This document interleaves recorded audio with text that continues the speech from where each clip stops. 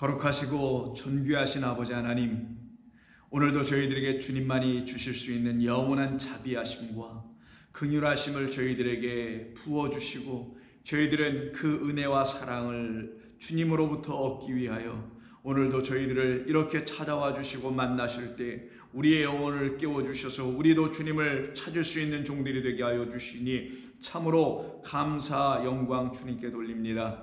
오늘도 주님께서 주시는 이 거룩한 새날을 주님의 말씀으로 지어져가는 저희들의 새날이 되게 도와주시옵소서. 예수님의 이름으로 기도하옵나이다. 아멘. 자, 하나님 말씀 나눕니다. 오늘은 이사야 57장 2절 한 절만 나눕니다. 이사야 57장 2절입니다.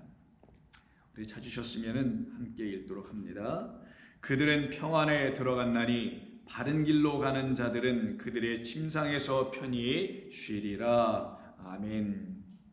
자, 오늘 2절에 있는 이 말씀은 1절과 연결되어 있는 말씀이죠. 어제 우리가 함께 나눴던 1절의 말씀은 하나님께서 당신의 의를 가지고 이 땅에 당신에 의해서 보내심을 받고 오실 자, 약속된 그분, 우리 주 예수 그리스도, 그분만이 하나님의 의를 가지고 오시는 분이기에 하나님의 의를 이 땅에 나타내실 수 있는 분이며, 그 의가 우리 안에서는 나에게는 의가 없습니다, 오직 의는 하나님께만 있습니다라는 이 믿음으로 의롭게 되는 사람들로 우리를 만드시려고 오신 것이며, 그렇게 자기의 의가 없음을 알고 자기에게는 오직 불의한 것만 있음을 깨닫고 알게 된 그들을 그 불의로 말미암아 하나님의 진노 가운데 거하여 사망에서 스스로 한 발짝도 떼낼 수 없는 그 사망과 이렇게 묶여있는 우리들을 그 믿음으로 말미암아 살아날 수 있는 길을 여시기 위해서 오신 분이 의인입니다. 그분이 우리 주 예수님이십니다. 그래서 오직 의인은 믿음으로 말미암아 산다라는 것을 친히 보여주시고 알려주시고 증거하신 우리 주 예수 그리스도, 그 의인으로 말미암아 자기의 불의한 모습을 본 사람들은 그 의인을 놓고 이렇게 얘기할 거라는 거예요. 백부장처럼 저는 정말 하나님이 보내신 그 아들, 그 의인이셨구나 라는 그 백부장의 고백이 우리들의 고백이 되게 하시기 위해서 십자가 안에서 그를 처형했던, 그를 십자가에 못 박았던, 그게 바로 우리들이니까 그런 우리들을 미리 앞서서 그 백부장을 놓고 그가 의인이시다라고 증거를 하게 하시는 하나님의 놀라운 복음의 이 일을 통하여 하나님이 하시는 일이 나에게 당신의 은혜를 부으시는 일이었구나라는 걸 깨달아 은혜를 받은 사람들은 바로 이 땅이라는 불의한 곳에, 악한 곳에 더 이상 세상의 그 가치에 의해서 헛된 의를 쌓고, 그래서 그것이 하나님과 더 대적하는 관계로 멀어지게 될 수밖에 없었던 그런 우리들을 찾아오신 주님의 은혜의 말씀을 듣게 되니, 그때 우리라는 존재들이 그 은혜를 받고 거기에서 나오기 시작하더라. 거두어감을 당하더라. 곳간에 알곡으로 모이게 하시더라. 하나님이 다 추수하시더라 라는 말씀을 우리가 어제 듣게 됐던 것입니다. 그러니 그 의인으로 말미암아 그 의인이 이 악한 자들에게서 이렇게 떠나가는 그 죽음이 결국은 하나님의 의를 완성하고 드러냄으로 말미암아 우리 안에 없었던 하나님의 의가 들어오게 하시는, 그래서 의롭게 하게 하시는 일이 우리에게도 다 이루어지게 하시는 이 약속의 말씀이 바로 57장 1절이었던 것입니다. 그래서 어제 우리가 본문을 읽을 때 어떤 때는 단수, 어떤 때는 이렇게 복수로 쓰였거든요. 예를 들어 1절에 의인이 죽을 줄 알아도 이렇게 단수입니다. 그 의인의 죽으심이 무엇인지를 깨달아 알게 된 진실한 일이라고 되어 있는, 원래는 은혜, 자비를 깨달은 그 사람은 단수가 아니고 우리에 되니까 복수가 돼서 사람들은 거두감을 당하게 되고, 그러나 안타깝게도 이 세상에는 어느 누구도 이 사실을 처음에는 다 깨달은 자가 없었다. 하나님의 하시는 일이 무엇인지를 알지를 못했다. 왜 하나님께서 천지를 지으신 일을, 왜 그렇게 하신 일을 우리는 알지 못했다라는 말과 같은 말입니다. 그리고는 57절 끝에서 뭐라고, 57장 1절 끝에서 뭐라고 하시냐면은 의인들은 악한 자들 앞에서 불리어가도다라고 되어 있지만 이것도 단수입니다. 그 의인, 우리 주 예수 그리스도를 말하는 거예요. 그 의인은 악한 자가 지배하는 이 세상에서 불리어감을 당하는 십자가 사건을 우리에게 보여주심으로 그 의인과 그 의인이 우리에게 알려주신 믿음이라는 진리의 말씀을 통하여 하나님에게만 의가 있다는 사실을 알게 된 사람들은 나는 당신의 의를 차용해야만 합니다. 당신의 의를 선물로 받아야만 합니다. 내게는 이 세상에 줬던 의만 있었으니 그걸로는 아니 됩니다 라고 하여 하나님의 의를 구하는 자들, 그 나라를 구하는 자들은 그 의의 나라로 어떻게 돼요? 불려감을 당한다라는 거예요. 이 세상이라는 곳에서 의를 말하고 이 세상이 말하는 선이 아닌 그 악에서 불려가는 우리 주 예수 그리스도처럼 우리도 주님과 함께 십자가에서 똑같이 그 길을 걸어가게 하나님은 하실 것이며, 그런 자들도 의인들이다. 그래서 그 의인들도 우리를 놓고 얘기하는 것이었으며 그들이 하나님의 부름을 받게 된다는 거예요. 그럼 2절 안에서도 오늘 본문을 보니까 그들은 평안에 들어간다니 바른 길로 가는 자들은 그들의 침상에서 편히 쉬리라고 해서 여기는 다 주어 아니면 목적적 대상들이 전부 다 소유격도 그렇고요, 복수로 되어 있어요. 그들 이렇게 되어 있거든요. 근데 사실 여기도 유심히 잘 봐야 합니다. 여기에는 단수로 기록되어 있고 어떤 것은 복수로 되어 있습니다. 그래서 제가 원래 히브리 문법 그대로, 원문 그대로 한번 이 말씀을 짧으니까 한번 원래대로 한번 다시 한번 읽어보겠습니다. 자, 그들은이라고 되어 있는 것부터 한번 시작해 볼게요. 그들은이 아니라 그는, 그 의인은 이 말씀이에요. 그 의인 우리 주 예수 그리스도는 평안에 들어갔다라는 말씀입니다. 그리고 곧바로 뭐가 나오냐? 바른 길로가 나오는 게 아니라 끝부분에 있는 그는 편히 쉬리라 그들의 침상에서, 그리고 맨 끝에 뭐가 들어가 있냐면 바른 길로 가는 자들이 아니라 바르게 분명한 그 길, 그건 진리를 말합니다. 진리의 길 위에서 할라크 걸어가고 있는 그분, 그 단수, 그분은 이런 뜻이에요. 그러면 그들이 평안에 들어가는, 우리를 놓고 말하는 그들이 평안에 들어가는 게 아니라 1차적으로는 물론 우리 들어갑니다. 1차적으로는 누구를 말하는 거냐면은 본문 1절서부터의 문맥을 통해서 볼 때 그 의인이 십자가에서의 매달림은 곧 하나님의 승리를 들추어내는 그 이기심으로 말미암아 평안을 갖게 되고 평안으로 들어갔다. 평강으로, 샬롬이에요. 평강으로 들어갔다. 평강의 뜻이 뭐라 그랬죠? 샬롬은 당신 평강하세요, 평안하세요, 심적으로 편안하시고 정신적으로도 안정을 취하고 계세요, 육적으로도 생활에도 큰 문제가 없어요. 이게 세상이 말하는 평강이에요. 이걸 평강이라고 하잖아요. 성경은. 평강은 샬람이에요. 샬람에서 나온 말을 샬롬이라고 할 뿐입니다. 샬롬은 끝에 오가 붙었으니 그의 이루심이 이루어진 결과, 이런 뜻이에요. 문자적으로는. 그럼 샬람이 뭐냐? 완성하다, 짓다, 무슨 건물을 짓고 끝을 딱 내는 거, 낙성식을 할 때 쓰는 표현이거든요. 그럼 샬람은 하나님께서 그가 당신이 계획하신 모든 것을 이루어 우리에게 딱 주시는 것, 근데 그 이루어내서 딱 주시는 것을 우리가 그것이 바로 나를 위한 하나님의 선물이었군요, 은혜였군요, 긍휼로 나를 삼으시고 나에게 그런 하나님의 놀라운 것을 주시려고 하셨던 거군요. 딱 완성해서 주시는 그걸 딱 받았을 때 그 받은 자가 어떤 상태가 되는 거냐? 너는 내 뜻이 다 이루어진 자야. 하늘의 그 나의 뜻이 너희란 땅에서 다 이루어져 있는 상태야. 그때 너는 완전한 나를 알게 되고 완전히 나를 영접했기 때문에 세상이 가질 수 없고도 줄 수도 없는 나의 완성을, 나의 완전함을 너는 갖고 있어. 이걸 평안이라고 하는 거예요. 하나님의 말씀이 내게, 나를 새롭게 지어나가심이, 그래서 이건 집 지을 때 쓰는 거거든요. 샬람은 그렇게 나를 하나님의 거룩한 처소가 되게 하기 위해서 온전하고도 아름답고도 거룩하고도 존귀하게 나를 지어가셨다라는 그것이 무엇인지를 딱 그리스도 예수의 복음 안에서 깨달아 들려지기 시작할 때 우리라는 존재들에게 들어오는 것이 평안입니다. 샬롬, 평강인 거예요. 그것은 빼앗기지 않아요. 왜? 우리 주 예수 그리스도가 십자가에서 싸워 승리하여 이 세상에 대해서 이겼기 때문에, 이 세상에 대해서 이겼다는 건 이 세상에 묶이지 않는 겁니다. 이 세상에서 성도가 이긴다는 건 이 세상을 뭐 싸워서 뭘 어떻게 하는 게 아니라 이 세상에서 말하고 있는 거짓된 가르침들에서 싸워 그 거짓된 가르침에 묶이지 않고 붙잡히지 않고 떨어뜨려 내는 거거든요. 그걸 승리라고 그래요. 떨어져 나가는 걸 뭐라고 하냐면 이탈, 분리, 죽음, 사망, 십자가에서 못 박힘이라고 하는 겁니다. 우리 주님은 우리에게서 있어야 할 이 세상과의 나누어짐, 분리, 그것이 무엇인지를 십자가에서 보여주신 것이에요.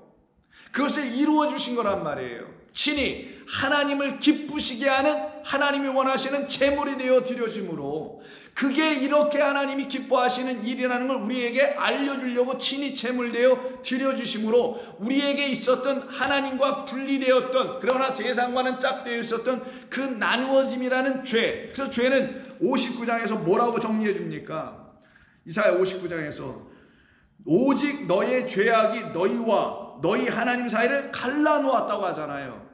하나님과 우리 사이는 갈라지고 세상과 우리는 가깝게 되게 하는 것은 바로 다름이 아니라 우리의 귀가 둔하여 듣지 못함이었다. 나중에 59장 가서 또 보자고요. 구체적인 것은 이것을 죄라고 해요.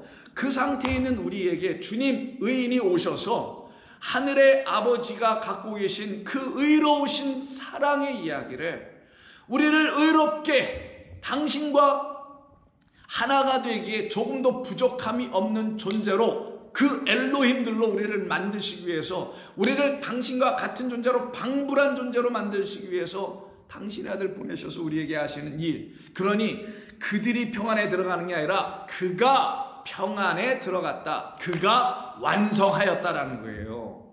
그래서 우리 주님이 십자가에서 뭐라고 합니까? 내가 다 이루었다. 본래의 의미는 그 모든 것이 나를 통하여 다 이루어졌다. 하나님의 모든 계획과 뜻이 이 십자가를 통하여 다 이루어졌다. 십자가가 바로 무엇을 이루신 일인지를, 하나님의 그 어떤 것을 이룬지를 다 들추어내 주었다. 그 이루신 내용은 샬롬이에요. 샬롬입니다. 우리에게 하나님이 주시는 평강, 자유, 해방, 기쁨, 진리, 평온, 온전함, 그걸 완전함이라고 해요.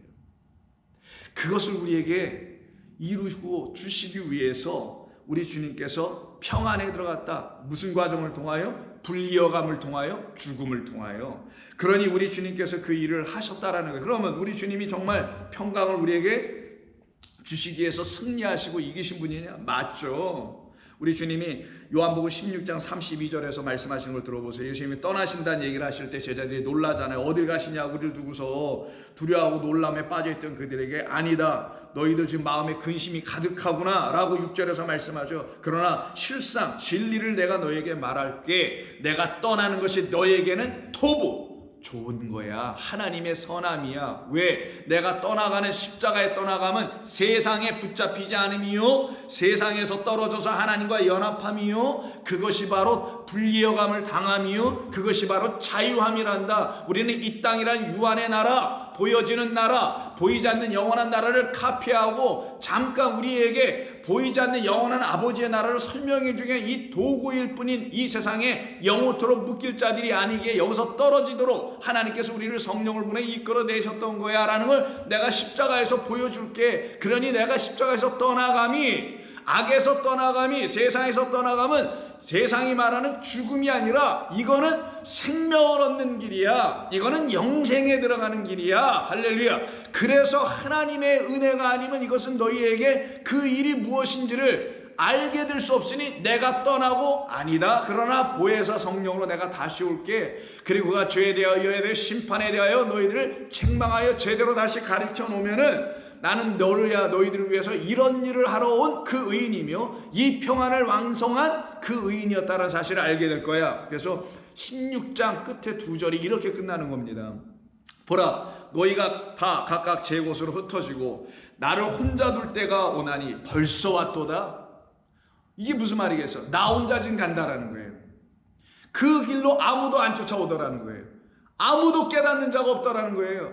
나 홀로 있도다, 외롭다라는 말이 아니란 말이에요. 이 일은 나만 한 것이다. 내가 이루고, 그리고 보혜사 성령이 올 때 너희들도 이 일이 이루어질 것이다. 너희들 안에서. 이 말씀이에요. 나 혼자 둘 때가 오나니 벌써 왔도다. 십자가 질 때가 왔다라는 거예요. 그러나 내가 혼자 있는 것이 아니라 아버지께서 나와 함께 하시니라. 나를 보내시니가 나와 함께 거하시네. 여러분을 이 땅에 보내시니가 하나님이신데, 아버지신데 함께 하십니다. 지금도.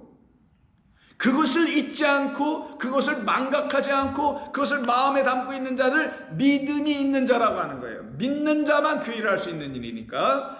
그래서 아버지께서 나와 함께 하시니라. 이것을 너희에게 이르는 것은 너희로 내 안에서 평안을 누리게 하려 함이라. 세상에서는 너희가 환난을 당하나, 세상은 평안을 준다고 하죠. 근데 오히려 너희는 나로 인하여 그건 평안이 아니라고 말하게 될 것이 분명하니 오히려 그 세상이 말하는 평안을 거부하니 너희들은 그 세상에 의해서 환난을 당할 것이나 담대하라. 여호수아처럼 담대하라. 여러분들처럼 내가 세상을 이기었노라. 여기서 이기다라는 니카오를 쓰네요. 이건 전쟁할 때 쓰는 거예요. 싸울 때 쓰는 겁니다. 대적하여 이기는 거예요. 그 대적하여 이기는 게 뭐라고요? 세상에 붙잡히지 않고 세상을 떠나갑니다. 무엇으로? 믿음으로 함께 하신 하나님 아버지와 함께 떠나가는 거예요. 이게 여러분들의 인생길이고 인생의 끝에서 그 일이 완전하게 다 이루어질 겁니다. 그것이 안 이루어지면 이 세상에서 계속 사는 거예요. 그게 바로 땅이라는 지옥에 묶여있는 자들입니다. 이곳에 영혼이 흙으로 남아있다라는 거예요. 그래서 흙은 흙으로 돌아갈 것이나 내 손 안으로 들어오는 흙들은 영을 부음받기 때문에 흙은 흙으로 가고 땅에 끝날 것이지만 영으로 구원받는다. 그래서 하나님의 백성들은요, 우리 주님의 이기심, 그 여호와의 전쟁은 우리를 향한, 우리 안에 있는 거짓된 비진리들을 향한 전쟁이며 그것으로 인해서 우리가 다 무너지고 하나님에서 다 빼앗기고 하나님에서 다 죽임당하고 다시 살아난 종들은 이 세상에 대하여는 어떻게 싸우냐? 그들이 갖고 있는 거짓된 평안들과 싸워 승리하는 자들, 더 이상 묶이지 않는 자들이 되게 됩니다. 그게 성도의 승리예요. 그 승리를 이루시기 위해서 내가 이기었노라. 그래서 뭘 줘요? 평안을 주노라. 내가 십자가에서 떠나감이라. 그래서 너희에게도 그 사건이 일어나게 되며 그래서 평안으로 들어갈 것이다. 이게 우리 주님이 주시는 평안입니다. 근데 이 평안이 뭔지를 모르고 아직 자기들 안에서도 성령이 들어와 계시지 아니하니 그 온전한 진리의 승리의 싸움의 결과가 없단 말이에요. 그러니 이들이 어떻게 하겠어요? 예수님 십자가에 못 박히고 돌아가시고 떠나신 이후에 그게 완전함인데도 그 예수님을 동경하며 문걸어 잡고 두려움과 어둠과 근심에 빠져있게 되죠. 그들에게 우리 주님 찾아가셔서 요한복음 20장에서 문들을 다 닫고 있는 그들에게 19절에서 뭐라고 하십니까? 이날 곧 안식구 첫날 저녁 때에 제자들이 유대인들을 두려워하여 모인 곳에 문들을 닫았더니 예수께서 오사 가운데 서서 이르시되 너희에게 평강이 있을지어다. 한 번만이 아니라 또 한 번 하시네요. 성령을 받아라. 너희에게 평강이 있을지어다. 드디어 이들이 성령을 받고 하나님의 평강을 누리는 종들이 되기 시작합니다. 그들에게 하나님은 참된 것을 주시기 시작하죠. 그래서 우리 주님께서 누가복음 24장에 있는 엠마오로 내려가는 그 믿음 없는 두 제자에게 찾아가시죠. 그들이 지금 없었던 게 뭐예요? 우리 주님께서 이 땅에 오셔서 이기심이 그들 가운데 아직 일어나지 않았거든요. 우리 주님 십자가에서 승리하신 그 승리가 평강, 완성, 하나님의 뜻을, 말씀을 다 이루어 내심, 그래서 그 이루어진 말씀이 아직 그들에겐 들어가 있지 않은 자들이 엠마오로 내려간 두 제자입니다. 이들의 상태가 무엇이었냐면 두려움과 근심이었어요. 그래서 예수님께서 찾아가셔서 그들에게 먼저 던져준 말씀이 24장 36절에 이 말을 하실 때, 성경을 다 풀어주시는 말씀을 다 하셨을 때 예수께서 친히 그들 가운데 서서 이르시되 너희에게 평강이 있을지어다. 왜 이렇게 말씀하신 거냐? 이 말씀을 듣고 나자 이 자는 뭐라 하면 놀라고 무서워하여 그 보는 것을 영으로 생각하는지라. 예수께서 이르시되 어찌하여 두려워하며 어찌하여 마음에 의심이 일어나느냐. 바로 그들에게 있었던 것은, 그 두려움과 무서움의 출처는 자신들 마음, 그 영혼 안에 있었던 의심, 다른 말로 믿음 없음이 의심이니까 믿음 없음이었다라는 거예요. 그 비진리였다라는 겁니다. 하나님의 말씀이 풀려지지 않은 상태였던 것이에요. 그 상태에서는 어떤 일이 있다고요?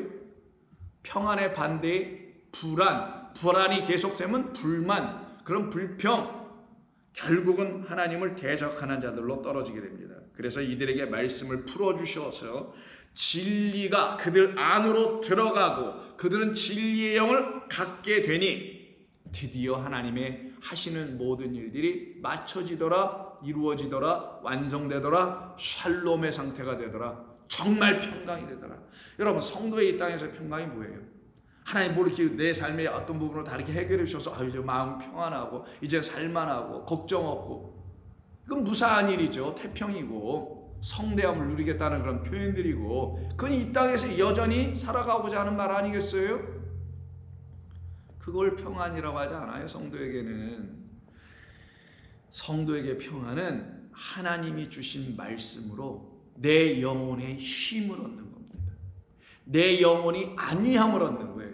내 영혼이 안전함을 누리는 거예요. 내 영혼이 이제는 마귀에게, 더러운 귀신들이 아닌 그 말과 영들에게 빼앗기지 아니하는 새로운 귀 뚫려서 갖게 되고, 빛을 보고 눈이 열려져서 눈이 띄어졌는데 어찌 나의 영혼을 다시 해할 수 있는 그런 말들에 내가 사로잡힐 수 있겠는가? 결단코 그럴 수 없느니라. 그래서 내 영혼 안에 평강과 쉼과 완전한 안위가 일어나는 걸 평안이라고 하는 겁니다.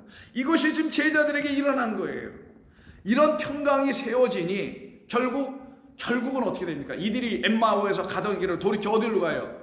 예수님이 싸워야 계시 어디로 갑니까? 그 율법주의의 본상이고 근원인 예루살렘으로 다시 돌아가네. 왜? 거기 가서 복음을 전해야 되니까. 누구처럼? 예수님처럼 십자가에 못 박히는 죽음을 그들도 완성으로 받아야 되니까. 그래서 성도에게 죽음은 완성이에요. 근데 어떻게 죽냐? 십자가의 죽음으로 죽는 것이지 자기의 헌신으로 죽는 게 아니란 말이에요. 자기의 헌신과 수고로 죽으면 그건 헛된 순교하는 거고, 십자가에서 죽으심이라 라는 말이 자기 안에서도 똑같이 이루어지게 하는 그 예루살렘, 평강이 있어야 할 그곳. 그러나 예루살렘 뜻이 평강이 저기 있도다, 평강을 가리키는 것이라는 문자적 의미가 있는 그곳에 평강이 전혀 없네. 거기 가서 평강을 전하러 가는 겁니다. 다른 말로 뭘 전하러 가요?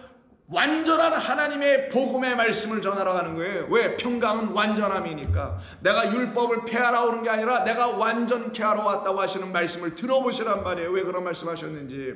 그게 어디서 이루어져요? 이 예루살렘이라는 곳에서 이루어지는 거잖아요. 그래서 그 제자들도 거기로 가는 겁니다. 엠마오에서 유턴해서 차 핸들 돌려 유턴해가지고 곧바로 평강이 없는 그곳에 가서 평강을 주는 자들이 되네요. 이게 성도의 삶입니다. 그럼 근데 어떻게 되겠어요? 죽죠 뭐 거기서. 그걸 그리스도인의 완전합니다. 이것을 성도는 두려워하지 않더라. 세상에서 빼앗김과 비난받은 것, 세상의 손가락질을 당함, 무엇 때문에? 못 배우고 못 먹고 못 가진 여러분의 겉으로 드러난 죄 때문에가 아니라 하나님이 주신 긍휼과 은혜와 진리의 생명의 성령의 말씀으로 말미암아 욕됨을 당하고 매를 맞으며 파선을 당하고 수많은 역경을 당했다고 하는 사도 바울이 왜 그렇게 고백을 했겠느냐고요. 이것이 나에게는 감사함이로다. 부한데도 부하고 천한데도 천할 줄 아는, 어디에든 다 하나님의 뜻과 섭리가 다 담겨 있음을 깨달아 어떤 형편에든 자족할 줄 아는 믿음의 백성으로 세워가더라는 거예요. 하나님께서 저와 여러분이나 하나님의 성도들은 이게 그러니 감사지. 이런 걸 갖다가 완전함이라고 하는 겁니다. 이루어졌다. 그러니 성도들도 어떻게 되겠어요? 하나님 주시는 복음의 말씀을 가지고 싸워 이기는 거죠. 1차적으로는 싸움의 대상이 누구라고요? 나 자신, 내 안에 있는 거짓된 귀신의 영들과 싸울 수 있는 자, 승리할 수 있는 자로 하나님께서 만드시기 위해서 성령을 부어주셨으니 그 성령으로 더러운 영들 7귀신 2,000마리의 그 군대, 돼지 군대들을 완전히 몰아낼 수 있는 그런 능력의 종들로 삼으시는 거예요. 그래서 예배소서에서 사도 바울은 하나님이 우리에게 주신 성령, 계시의 영과 지혜의 영으로 말미암아 하나님의 아들로 이 땅에 보내심을 받은 그리스도가 우리 안에서 계속 장성해지네, 완전해지네, 아들로 완전히 우리에게서 자라나 잉태하고 해산이 딱 되네. 그러면 그들이 어떤 것이냐? 능력을 갖는 자들이 된다라는 거예요. 그래서 예배소서 6장 10절에서 끝으로 너희가 주 안에서 그의 힘의 능력으로 강건하여지고 우리 주 예수 그리스도의 마귀의 관계를 능히 대적하기 위하여 하나님의 전신갑주를 입으라. 왜 입으라는 거예요? 이거 무장 왜 하라는 겁니까? 어둠의 세상 주관자들과 하늘에 있는 악의 영들을 대함이라. 하늘이라고 하는데 자기들이 하늘이라고는 너스레를 떨고 있는데 악한 영들이 지배하고 있는 거짓된 하늘이네. 거짓된 교회들이네. 거짓된 것으로 가르치고 있는 이 세상들이네. 거기에 대하여 상대하여 니카오, 이기었다라는 우리 주님의 그 이기심을 우리도 복음을 가졌으니 마땅히 이기리라. 그래서 싸운다라는 거예요, 영적으로. 그러므로 하나님의 전신갑주를 취하라. 이는 악한 날에 너희가 능히 대적하고 모든 일을 행한 후에 서기 위함이라. 그런즉 서서 진리로 너희 허리에 띠를 띠고 의의 호심경을 붙이고 평안의 복음이 준비한 것으로 신을 신어라. 이때 평안이 샬롬입니다. 그럼 평안의 복음이가 복음이 주는 평안이네요. 율법이 주는 평안이 반쪽 평안이고 복음으로 들려줘야 그 평안은 완전함이란 말이에요. 그래서 우리 주님께서 우리에게 주셨던 내가 주는 평안은 세상이 주는 평안과 같지 아니하나니 내 평안은 복음이야. 내가 주는 평안은 너희들 안에 있는 진리의 복음의 말씀이야. 하나님의 복음의 이야기야. 이 이야기가 너희들의 가운데 가득 채워져 있음이 전신갑주를 입은 것이며 진리로 의의 호신경으로 띠를 띠고 앞에 붙이고 믿음의 방패를 들고 구원의 투구와 성령의 검 하나님의 말씀 레마를 가지라. 이것으로 자기 안을 뭐를 만들라고요? 하나님의 완성을 만들어라. 그걸 평안의 상태, 그것이 바로 평안을 주는 복음을 가져라. 이것으로 싸워 너라는 존재를 하나님 앞에 온전히 세워라. 그때 내가 복음으로 빛으로 서 있으면 너의 주변이 다 빛으로 밝아지는 것을 갖다가 자연스럽게 세상이 어떻게 되는 거예요? 이에 의해서 점령당하는 거예요. 그 어두움들이 계속 점령, 빛이 가고 있는 곳마다 어둠들이 계속 쫓겨나가네. 그리스도 예수께서 진리로 오시기 전에는 마귀들과 더러운 영들이 날뛰질 않았거든요. 그래서 구약을 읽어보시면 더러운 영, 귀신에 대한 이야기가 거의 없어요. 근데 신약 성경엔 왜 이렇게 많냐고요, 복음서에. 그것은 진리의 영 그리스도가 딱 이 세상에 던짐을 받고 보내심을 받으니 마귀들이 더러운 영들이 날뛰는 겁니다. 마찬가지로 진리의 그리스도 성도들이 이 세상 가운데 빛으로 딱 서 있으면은 이 세상이 혼비백산하는 것과 같은 이치인 것이에요. 어둠의 세력이 빛으로 무너지는 겁니다. 그걸 뭐 어떻게 할 거냐고요. 나가서 무슨 여기다 띠를 들고 나가서 돌아다니면서 뭘 해야 되는 거냐고요. 여러분 한 분 한 분이 복음으로 무장되어 있으면 여러분의 입은 자동적으로 복음을 증거할 수밖에 없게 됩니다. 말을 안 할 재간이 없어요. 입을 열면 입만 뻥끗해도 진리의 말씀이 나올 수밖에 없게 되는 거예요. 이걸 성령의 검, 입에서 나오는 검, 요한계시록에서 나오는 그 검이에요. 바로 이게. 그것으로 승리하여 나아가는 종들, 이 종들이 바로 그가 평안으로 들어가셨다, 그가 평안을 이루셨다라는 오늘 57장 2절의 말씀입니다. 그리고는 그가 그 평안을 이루게 되므로 어떤 일을 하시겠어요? 평안은 뭐예요? 완전한 쉼이죠. 완전한 쉼으로 들어가는 거예요, 평안은. 그래서 그가 평안으로 들어가시면서 하시는 말씀이 이렇게 하네요. 그가 완전히 편안히 쉬리라. 이때 쉬다가 누아흐입니다. 누아흐는 그 아들이 너희 백성들을 수고하고 힘든 가운데 있는 백성들을 안익게 하리라 하셨던 창세기 5장 29절에서 약속해놓은 그 아들 오심이죠. 그 아들은 역사 속에서 노아라는 아들이지만 노아는 안익게 하다라는 누아에서 나온 말이니 그 안익게 하는 분, 그게 바로 이게 쉰다는 말에 똑같은 단어입니다. 그러면 그 아들, 그 의인 노아, 그 의인 예수가 우리에게 오셔서 어디에서 편히 쉬신다고 하냐면 자기의 침대에서 편히 쉬는 게 아니라, 원래대로 다시 번역했을 땐 그가 편히 쉬네. 어디에서? 그들의 침상에서 편히 쉰다네요. 아니, 침대는 자기 침대에서 자야지 왜 딴 사람의 침대에서 자요? 이상하잖아요. 그게 뭡니까? 우리들이 갖고 있는 삶의 자리, 우리들이 누워있던 침상이라는 걸 당신께서 점령하시고는 거기에 누워있는 악한 자를 처단하시고 쫓아내시고 당신이 그 위에 편하게 누워 계시다는 걸 좀 설명하는 겁니다.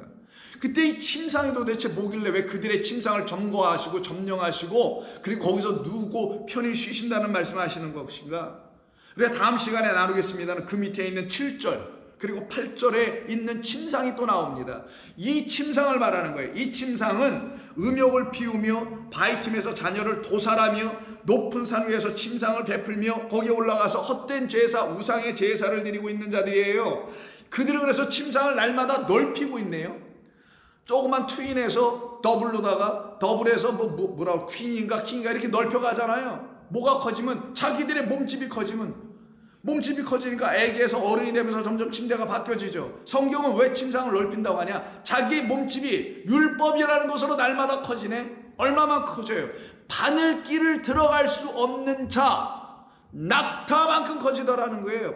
요 상태를 갖다가 율법주의자, 하나님을 율법의 화신으로 보고서는 하나님을 우상으로 섬기는 자들의 결국이라는 겁니다. 그들이 갖고 있는 게 침상이었던 거예요. 그 침상을 보니까 높은 산에 메고 올라가서 그 위에다 차려놓는 하나님의 제물들이 올라가는 걸 침상이라고 지금 말하는 겁니다. 그걸 먹고 그 위에서 편히 쉬겠다고 하는 거예요. 이들이 그 침상, 거짓된 제사상, 이것을 하나님이 오셔서 우리 주님이 격파하셨다.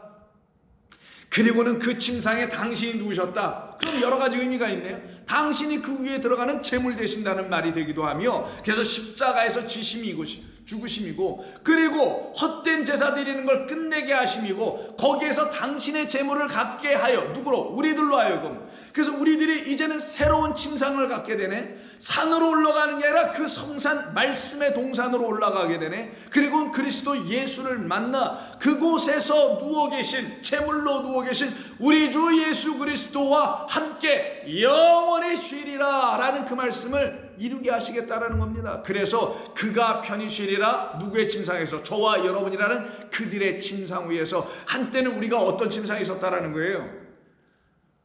헛된 침상에 있었다라는 거죠. 하나님을 간음하고 우상으로 섬기고 있었던, 그러니까 우리가 이 침상에 던져져 있는 상태 아니겠어요? 우리가 이 침상에 누워서 편히 쉰다고 하고 있었던 그런 침상들 아니겠네요. 그래서 요한계시록 2장에 보면 두아디라 교회를 향하여서 하나님 말씀하신 것 중에 우리 주님의 책망의 말씀이 20절에 나옵니다. 그러나 내게 책망을 이리노라. 자칭 선지자라 하는 여자 이세벨을 내가 용납하다, 받아들이고 있으니 그가 내 종들을 가르쳐 거짓된 것으로 가르쳐 꿰어내어 미혹하여 행음하게 하고 우상의 제물을 먹게 하는도다. 우상이 내주는 제물, 율법이에요. 하나님의 복음으로 들려지지 않게 하는 은혜와 진리를 담지 못한 우상의 제물이 율법 자체인 것입니다. 율법은 복음과 은혜와 진리로 들려져야지 우상의 제물이 더 이상 안 되는 것인데, 이게 보이는 것, 우상은 보이는 것이 내주는 제물을 이들이 먹고 즐기고 있네요. 회개할 기회를 주었으되 자기의 음행을 회개하고자 하지 아니하는도다. 볼지어다 내가 그를 어디에 던진다? 침상에 던질 터이요. 그리고는 그와 더불어 간음하는 자들도 만일 그의 행위를 회개하지 아니하면 큰 환난 가운데 빠지게 되겠다. 침상에 던져버리네. 그럼 침상에 던졌다는 건 뭐예요? 침상에 누워있다라는 정도가 아니라 침상에서 한 발자국도 못 나오게 만들어 놓겠다. 율법을 그렇게 좋아하면 율법에 완전히 붙잡히도록 내가 만들어 버리겠다. 그러면 침상에 던져서 침상에 완전히 묶여져서 스스로 침상에서 한 발자국도 못 나오는 자, 침상, 여러분의 베드에서 일어나지 못할 때가 언제예요? 병들었을 때입니다. 하나님의 참된 양식이 들어오지 않고 잘못되고 독이 있는 양식, 썩은 양식, 썩을 양식을 위해서 일하지 말라 했더니만 썩을 양식을 일해서 썩을 양식을 자꾸만 먹으니 내가 병들 거 아니겠어요? 그 병에 들려서 침상에서 일어나지 못하고 침상에 묶여 있어. 마치 침상이 나를 묶어서 일어나지 못하게 하는 것처럼 묶어놓은 상태. 그래서 침상에 던져진 자가 신약 성경에 나옵니다. 그래서 우리 주님께서 이 땅에 오셔서 그 침상에 던져서 묶여있는 그 자를 거기서 일어나게 하시는 중풍병자, 침상에 누워있는 자를 그 친구 4명이 들고 와서 지붕 뜯어내고 예수님 앞으로 딱 내려놔서 예수님을 만나게 하는 역사가 있죠. 이걸 놓고 친구들의 도움, 믿음 이런 것으로 설명하는데 그런 얘기가 아니라 그 침상에 완전히 묶일 수밖에 없는 자기 죄 간음과 우상 섬김으로 하나님을 바라보고 있는 그 탐욕의 마음으로 하나님을 바라보고 있는 우리의 옛 모습을 보여주고 있는 사건이 바로 누가복음 5장 17절 이하에 있는 한 중풍병자를 고치시고 단순히 고치는 게 아니라 그의 죄를 사하여 버리는 사건이 하나 나오게 됩니다. 하루는 가르치실 때 갈릴리의 각 마을과 유대와 예루살렘에서 온 바리새인과 율법 교사들이 앉았는데 병을 고치는 주의 능력이 예수와 함께 하더라. 한 중풍병자를 사람들이 침상에 메고 와서 예수 앞에 들여놓고자 하였으나 무리 때문에 메고 들어갈 길을 얻지 못한지라. 지붕에 올라가 기와를 벗기고 병자를 침상채 무리 가운데로 예수 앞에 달아내리니 예수께서 그들의 믿음을 보시고 이르시되 이 사람이 죄를 내 죄 사았느니라 하시니 서기관과 바리새인들이 생각하여 이르되 이 신성모독하는 자가 누구냐 오직 하나님 외에 누가 능히 죄를 사하겠느냐. 예수께서 그들의 생각을 아시고 대답하여 이르시되 너희 마음에 무슨 생각을 하느냐. 내 죄 사함을 받았느니라 하는 말과 일어나 걸어가라 하는 말이 어느 것이 쉽겠느냐. 그러나 인자가 땅에서 죄를 사하는 권세가 있는 줄을 너희로 알게 하리라 하시고 중풍병자에게 말씀하여 이르시되 내가 내게 이르노니 일어나서 내 침상을 가지고 집으로 가라 하시니 곧 그가 그들 앞에서 일어나 그 누웠던 것 침상을 가지고 하나님께 영광을 돌리며 자기의 집으로 돌아가더라. 이야기입니다. 이때 이 사람의 병의 상태를 뭐라고 성경 말하냐면 다른 병이 아니라 하필이면 몸을 스스로 움직일 수 없고 까딱할 수도 없는 중풍병으로 설명합니다. 여러분, 중풍병으로 왜 이렇게 설명하고 중풍병과 침상으로 왜 이렇게 연결해 놨을까요? 여기에 진리가 있기 때문인 거예요. 우리에게 들려주시려고 하시는 하나님의 말씀, 그 음성이 여기서 우리에게 들려져야 하는데 그게 무엇인가? 왜 중풍병인가? 중풍병 여러분 아시다시피 반신이 불수되는 겁니다. 자, 반으로 나왔을 때 오른쪽이든 왼쪽이든 한쪽을 못 쓰는 거예요. 오른쪽 뇌에 문제가 생겨서 핏줄이 혈관이 터지게 되면 혹은 막히게 되면은 여러분들의 브레인 애니우즘이라 가지고 문제가 생겨서 어느 쪽이 고장이 납니까? 못 쓰게 되나요? 반대쪽 왼쪽이 못 써요. 참 이상하죠? 왼쪽에 문제가 생기면 뇌가 오른쪽이 못 써요. 왜 이렇게 해놨을까 하나님은요?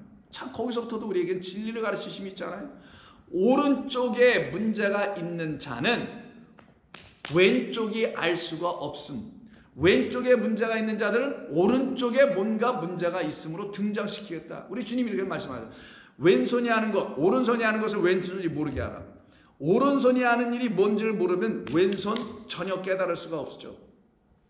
하나님이 하시는 오른쪽의 그 일이 무엇인지를 알지 못하면 오른쪽이 나가게 되네요. 내가 오른쪽을 갖지 못한 상태가 되네요. 그럼 어느 쪽이 문제가 돼요? 왼쪽이 문제가 터져. 그리고 자기의 성한 쪽은 어느 쪽이에요?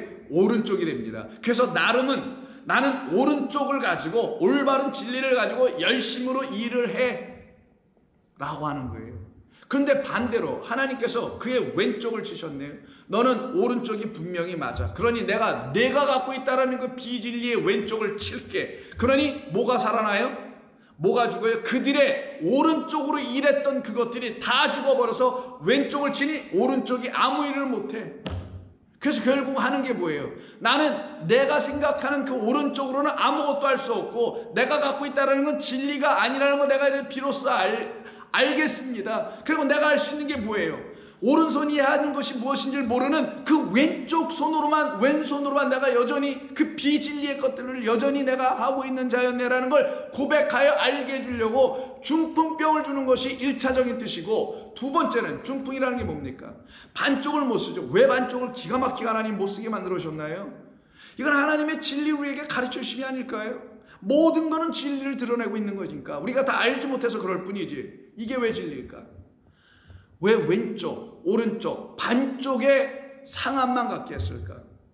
반쪽이 상하면 반쪽은 온전합니다. 중풍병에 걸렸다는 것은 지금 유대 율법과 관계에 있으며 유대인들의 믿음 신앙생활과 관계에 있는 거예요. 그래서 이때 율법교사 바리새인들이 여기에 우르르 다 몰려있고 그들의 가르침을 얻는 무리들이 다 같이 몰려있는 거예요. 무엇을 가르침을 받은? 율법교사 바리새인들에 의해서 율법과 자기 의를 배운 거죠. 율법교사들은 의를 행하라, 의를 행하는 자들은 바리새인들이요.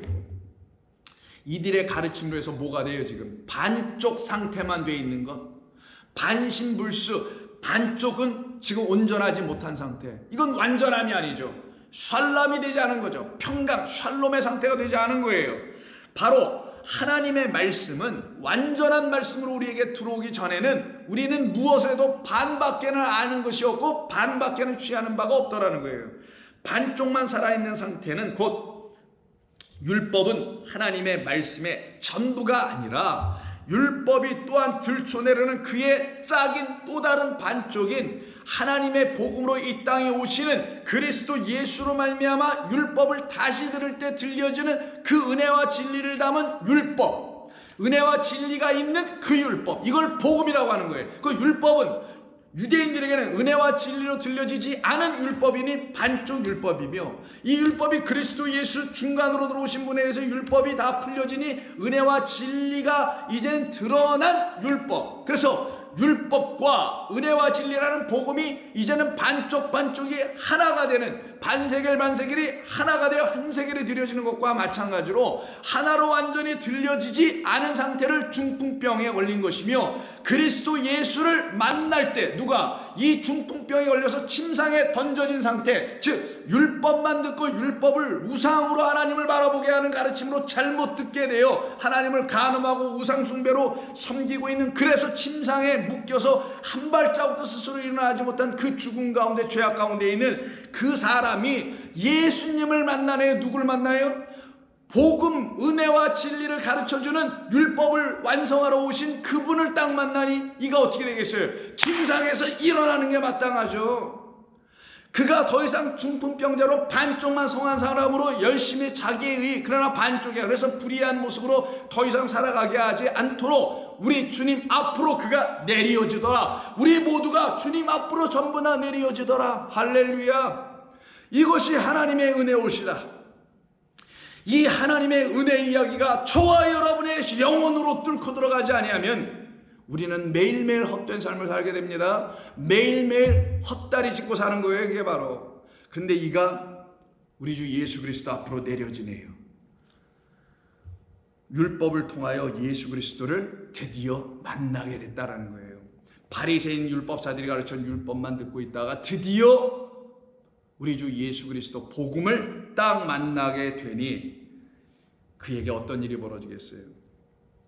율법이 가르쳐준 죄와 사망의 법에 묶여 있었던 그가 예수 그리스도 안에 있는 생명의 성령의 법인 은혜와 진리로 하나님의 율법을 다 듣고 깨닫게 되니 자기 안에 있는 죄와 사망이 생명의 성령의 법에 의해서 어떻게 돼요? 완전히 풀려져 나오겠죠. 그걸 갖다가 내 죄 사함을 받아라. 이 사람아, 내 죄 사함을 받아라. 이때 이 사람아가 아니에요. 그냥 사람입니다. 이 사람은 그 한 사람만 얘기해야 되겠죠. 그러나 이 땅에 있는 모든 자들, 적어도 그 집안에 있는 모든 사람들, 사람아, 인간아, 육들아, 사람 생각으로 하나님의 말씀을 접하려고 하는 모든 자들아, 이제는 나 영으로 말미암아, 진리로 말미암아 그 하나님의 온전하신 말씀을 듣고 죄와 사망의 법의 가르침에서 벗어나 생명의 성령의 법으로 이 죄와 사망의 법을 완성하라. 죄사함을 받으라. 이 죄사함 때문에 또 난리가 나겠죠. 그때 그들을 향하여 우리 주님께서 너희들 생각에 한번 물어보자. 죄사함을 받았느니라 하는 말과 일어나 걸어가라 하는 말 둘 중에 어느 것이 쉽겠느냐라고 하나 번역했으나 어느 것이 더 좋은 일이냐라는 뜻입니다. 어느 것이 더 좋은 일이냐, 어떤 것이 더 복되게 하는 일이겠느냐라고 물으신 거예요. 그랬더니 그들이 대답을 못해요. 거기서 예수님께서 대신 대답해 주시죠. 인자는 땅에서 죄를 사하는 권세가 있는 줄을 너희에게 알려주려고 온 거야. 너희들이 잘못 가르쳐 내 백성 전부 다 죄인의 상태로 만들어 놓고 헛된 회개와 돌이킴만 하게 하고 있는 그 회개에서는 한 발자국도 침상에서 나올 수 없단다. 그러나 너희라는 그 중풍병자들이 나 복음을 만나면, 율법이 복음인 나를 만나면 너희들은 그 죄에서 풀려져. 그리고 그 중풍병자에게 말씀하십니다. 일어나라. 그리고 내 침상을 가지고 가라. 내 집으로 가라. 일어난다는 건 이제 던져져, 그가 던져져서 침상에 이렇게 묶여 있었었는데 그 침상에서 나왔으니 풀리네요. 더 이상 묶여지지 않네요. 그 침상에서 나옴이죠. 침상에서 나왔다는 건 어제 본문 1절에서 말한 것처럼 악에서 건짐을 당한 것이죠. 그래서 거기서 나와가지고 어떻게 돼요? 구별돼서는 거두어감을 당하는 거죠. 침상에서 거두어감을 당하고 침상을 들고 가는 자가 되네요. 헛된 침상을 들고 그 높은 산에 올라가서 하나님을 예배하고 제사 드렸던 모든 자기의 헛된 욕심들이 끊어지고 그 침상 들고 진짜 집으로 가는 자들. 침상을 가지고 집으로 가는 겁니다. 그럼 침상에 묶인 자가 아니고 그 침상에서 나오는 자, 이가 바로 그 의인으로 말미암아 하나님의 은혜를 받고 거두어감을 당한 자예요. 그래서 그 평안을 가진 자가 되는 것입니다. 더 이상 그를 묶을 수 있는 게 아무것도 없던 것이죠. 그래서 같은 누가복음 17장에 보면 마지막 때에 대한 이야기를 우리 주님께서 말씀하시는 이야기 속에서 34절에 이런 말씀하시죠. 내가 너희에게 이르노니 그 밤에 둘이 한 자리에 누워 있음에 하나는 데려감을 당하고 하나는 버려둠을 당할 것이다 말씀하세요.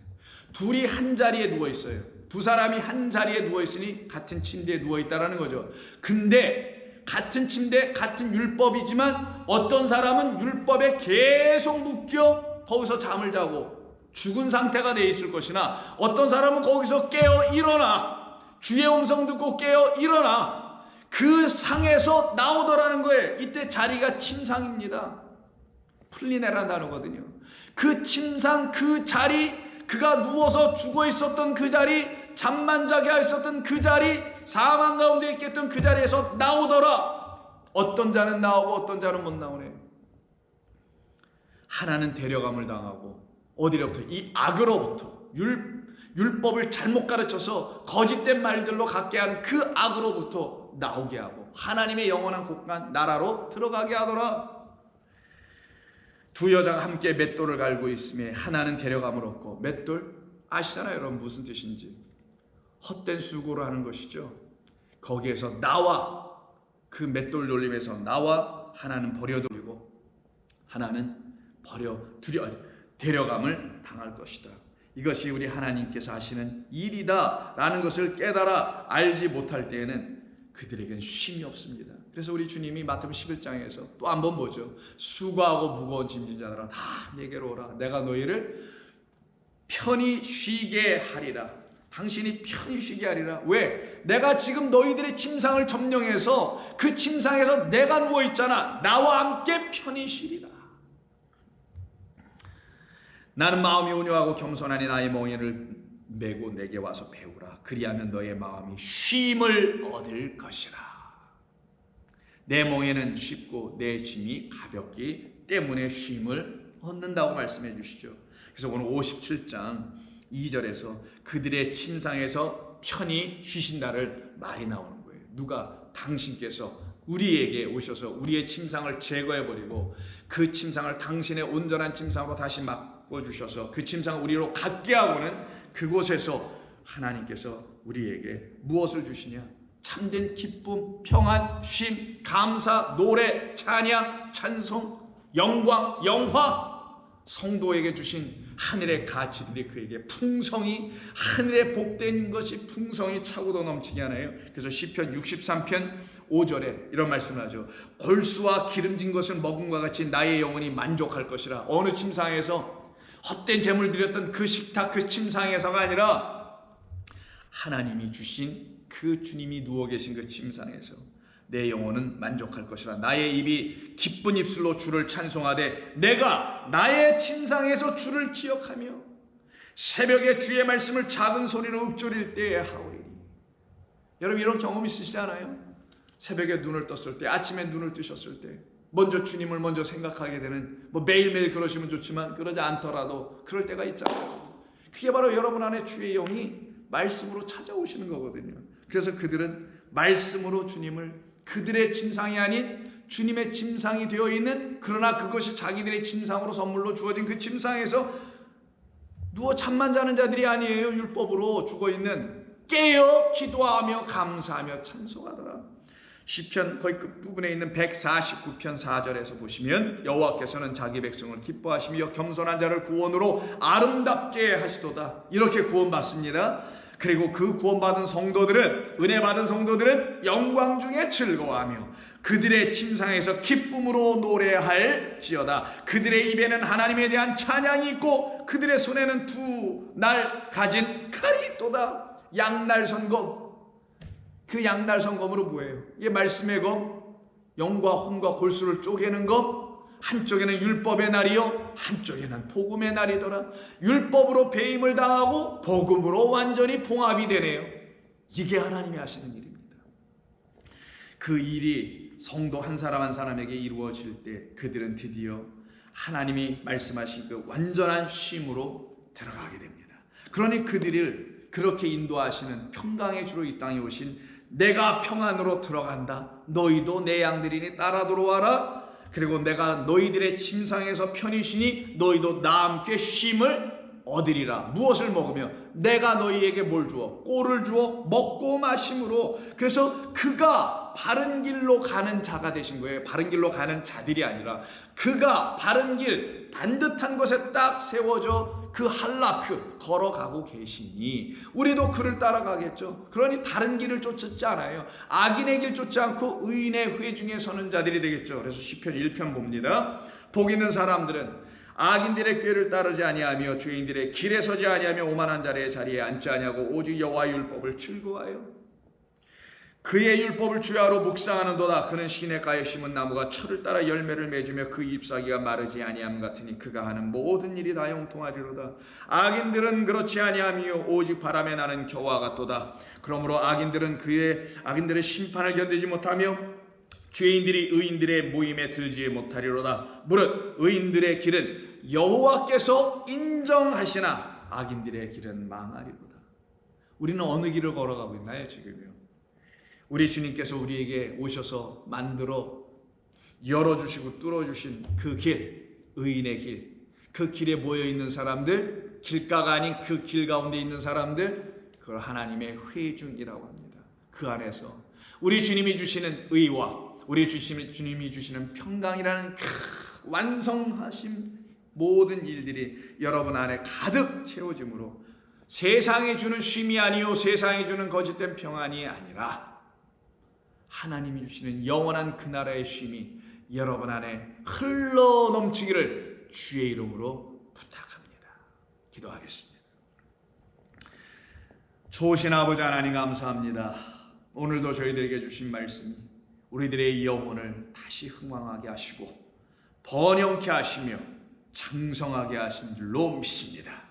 주님이 아니고서는 이와 같은 일들을 내게 이루실 분은 없습니다.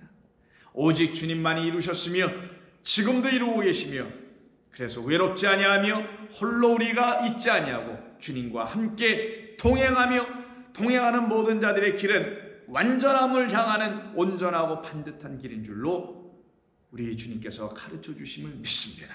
그 가운데 서서 오늘도 맡겨진 모든 일들을 감당하며 걸어가고 있는 주의 백성들을 주께서 지키시고 인도하여 주옵소서. 우리 주 예수 그리스도의 이름으로 기도하옵나이다. 아멘.